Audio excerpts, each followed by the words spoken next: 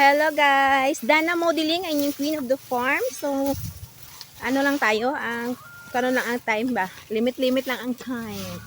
Magapas ako ng saging, dadalhin ko sa bayan bukas kasi mamalingki ako.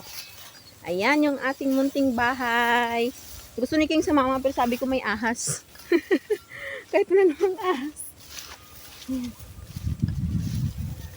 Kasi pagsasama yan dyan, mahirap yung kahon. O, tingnan nyo. Tapos, may dala pa akong saging. Malapit na tayong magpagarab. Look.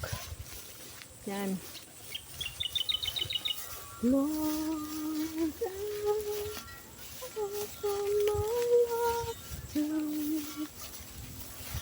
isa lang kabulig. And then mag-harvest tayo na cassava.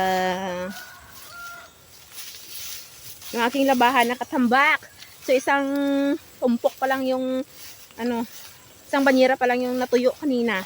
Na ko na natupi. So mamaya magpulaw naman ko laba. Bukas ihalay ko bago umalis.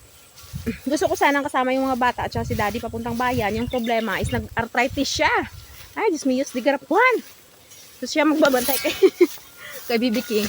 Si Manong Teo may pasok. So yung mangyayari, magbili na lang ako ng Jollibee nila tapos i-take out.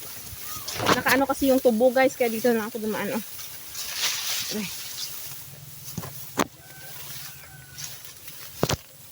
Yan, ating pala yan. So ito, gagawin namin tong garden pag may time. Malawak pa yan dito. Walang tanim. Kasi, lagyan ko sana ito ng mga gulay-gulay ng karaan. Ay, parang pangit yung saging. Hindi tibsol ba? Kulyapis. Abi ko kagina tibsol hay marayo. Karaw ay gagmay. Na.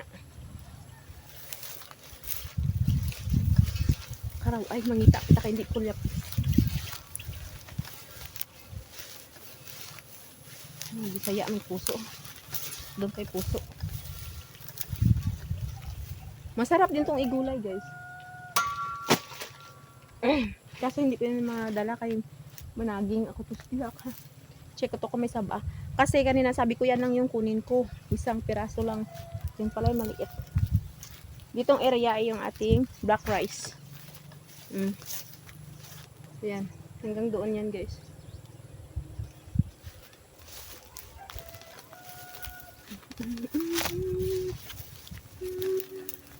Tubo. Magpasok na yung truck dito sa susunod na buwan. Hindi tayo magtapas.